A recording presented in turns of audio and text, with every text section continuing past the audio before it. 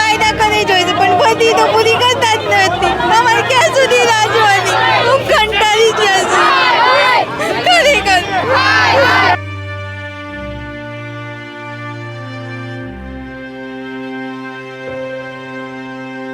અધિકારી થઈને તમે આવી રીતે વર્તન કરો છો કેન્ડિડેટ જોડે, શરમ તો આવવી જોઈએ કે નહીં? આટલી બધી વાર કરો છો ભરતી કરતા અને પછી ઉપાડી લઈ જવાના અમને. મારે પતિ ગઈ ઉંમરે 40 વર્ષ પૂરા થઈ ગયા છતાંય સરકાર સાંભળતી નહીં. ચૂંટણીઓ આવે ને એટલે પદ ખાલી હોય ને એટલે એ પદ મેળવવા માટે ચૂંટણી કરે એ તરત થઈ જાય. અને પરીક્ષાઓ આવે એટલે 4 વર્ષ 5 વર્ષ રાહ જોવડાવવા આવી હોય સરકાર. અને કેટલી બહેનોને વાગ્યું છે તો એનું જવાબદાર કોણ? અને પોતાની પોલીસની આ પગમાં પણ વાગ્યું છે શકુંતલાબેનને.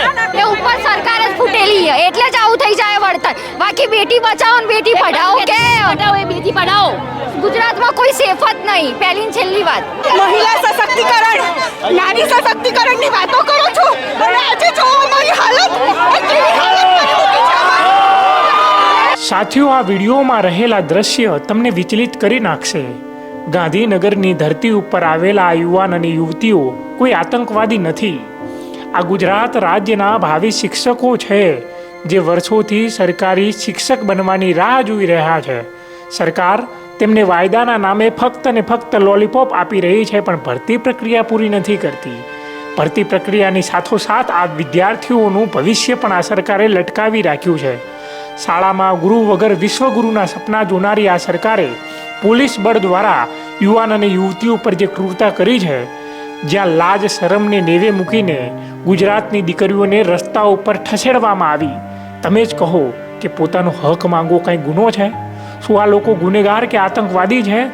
જુઓ આ વિડીયો જેમાં ભાવિ ગુરુને રસ્તા ઉપર ઠસડીને ગાંધીનગરના ચોકથી વિશ્વગુરુનો પાયો નાખવામાં આવી રહ્યો છે.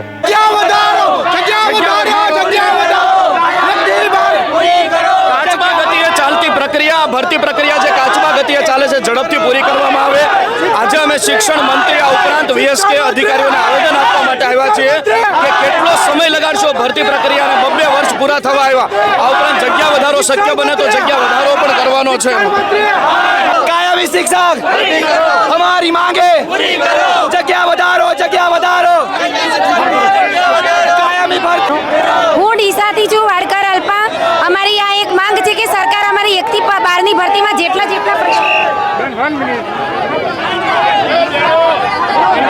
વર્ષથી એક ધારા આંદોલન કરીશ તો કે સરકાર અમારું ધ્યાન નથી આપતી. 1 થી 8માં 21,000 જગ્યા ખાલી છે તો પણ માત્ર 5,000ની ભરતી આપેલ છે. તો અમારે કેવું છે શિક્ષણ મંત્રીને કે અમારી જગ્યા પૂરેપૂરી ભરો એ જ અમારી માંગ. શિક્ષણ મંત્રી ખોટા વાયદા આપી જાય છે. અમારે ક્યાં સુધી બેસી રાંધવાની ઉંમર પૂરી થવાની? એક તો અમારી માંગ છે કે જલ્દીથી જલ્દી 8-6-7 મહિના થઈ જાય ફોર્મ પર આવ્યા જી ભરતી કરતા નથી. જલ્દીથી જલ્દી ભરતી ચાલુ કરવામાં આવે.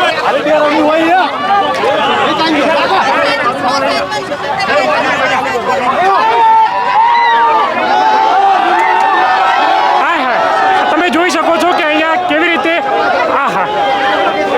ખતરનાક દ્રશ્યો, તમને અહીંયા ક્રૂરતાના દ્રશ્યો જોવા મળે છે કે જે પોતાની પડતર માંગણીઓ સાથે ભાવિ શિક્ષકો અહીંયા આવ્યા છે અને કેવી રીતે પોલીસ દ્વારા અહીંયા દમન કરીને ઉઠાવવામાં આવે. બેન, શું કહેશો? તમારા લોકોને ઠસડીને લઈ ગયા છે. જો હજી ઢસડી જ રહી છે. હજી શાંતિ રાખો. અમે ખાલી અમારી રજૂઆત કરીએ છીએ. આ તમે જુઓ છો કે કેવી રીતે ક્રૂરતાથી આ લોકોને ધરપકડ કરીને અટકાયત કરીને લઈ જાય છે. લોકોને ઠસડવામાં આવે છે. અહીંયા દીકરીઓ છે. આંદોલન થઈ રહ્યું છે છતાં પણ એમને અટકાયત કરવામાં આવી રહી છે. થોડીક પણ શરમ નથી?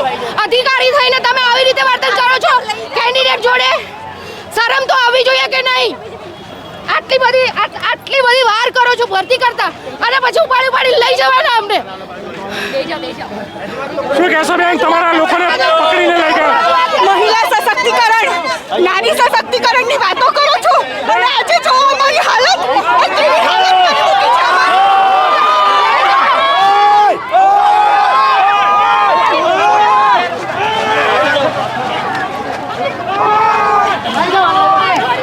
તમે જોઈ શકો છો કે અહીંયા મહિલાઓને કેવી રીતે ખેંચવામાં આવે.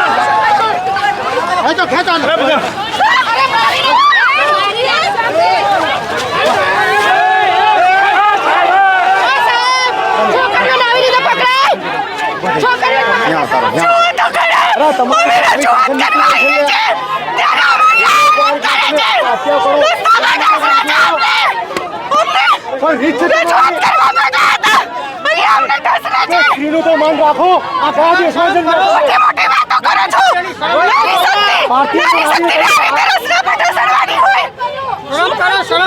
આ બહેનો પર અત્યાચાર થઈ રહ્યો એક તાટને માંગણી કરી રહ્યા છે લોકો અને ભાઈ મર્યાદામાં ઉપલી ભાઈ મર્યાદામાં વધારો આપણ બેન દીકરીના રીતે આપણું ના લૂંટો.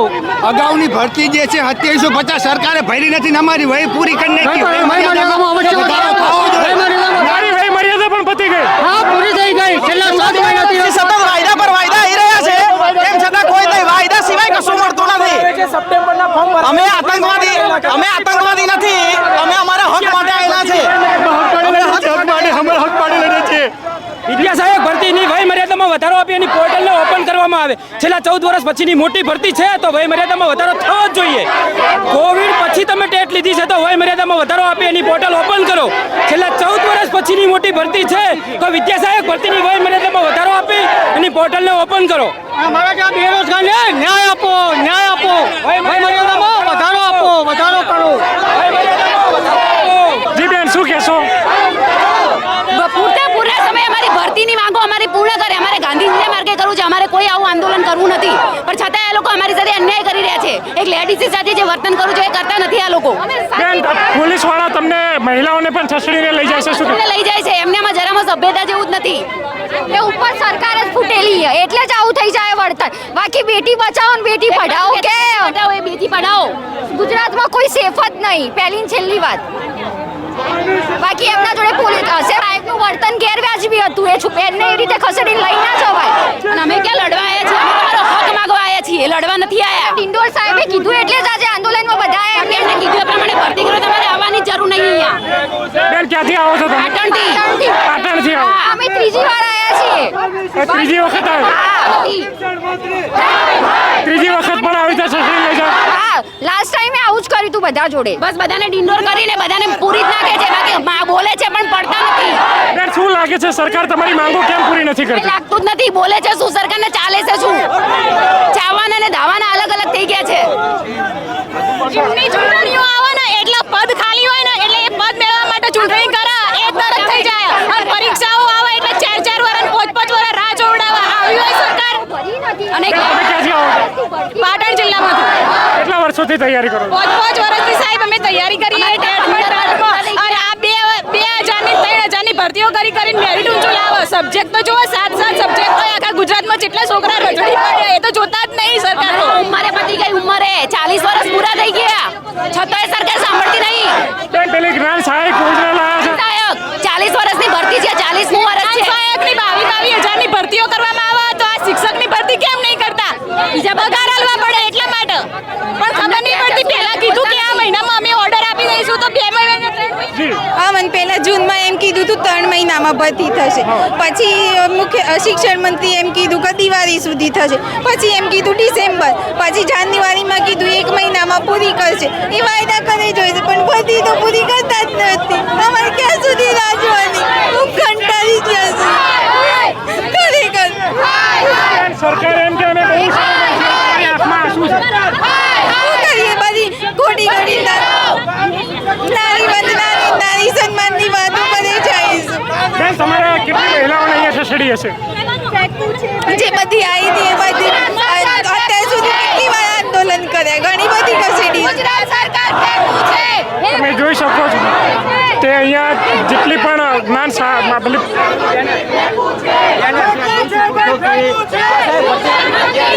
છે.